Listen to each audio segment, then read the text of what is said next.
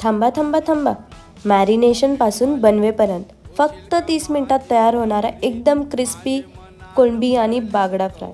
असा टेस्ट येतो की हॉटेलची आठवणच नाही येणार. चला तर मग लगेच रेसिपीला सुरुवात करूया. तर हॅलो गाईज, स्वागत आहे तुमचं धनश्री पाटील यूट्यूब चॅनलवर. आज मी बनवणार आहे एकदम टेस्टी कोळंबी आणि बागडा फ्राय.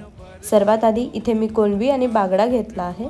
बागडा आधीच साफ केलेला होता, पण थोडीशी घाण होती म्हणून मी पुन्हा पाण्यात धुवून घेतला आहे. कोळंबीसुद्धा नीट साफ करून घेतली आहे. आता मॅरिनेशनसाठी मी लसूण, हिरवी मिरची आणि कोथिंबीर याचं वाटण तयार केलं आहे. त्यामध्ये हळद, मसाला, मीठ आणि थोडंसं लिंबू रस घालून नीट मिक्स करून घेतलं आहे.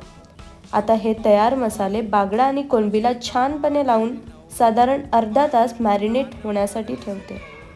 त्यानंतर एका प्लेटमध्ये रवा आणि तांदळाचं पीठ घेऊन त्यात थोडेसे मसाले मिक्स करते आणि मॅरिनेट केलेले फिश त्यात हलके कोट करून घेते. आता तव्यावर थोडंसं तेल आणि कढीपत्ता घालून दोन्ही बाजूनी छान असं क्रिस्पी होईपर्यंत फ्राय करून घेते.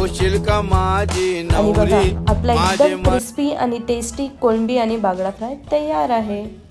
तुम्ही ही रेसिपी नक्की ट्राय करा आणि कशी वाटली ते कमेंटमध्ये नक्की सांगा. व्हिडिओ आवडला असेल तर लाईक, शेअर आणि सबस्क्राईब करा. बाय.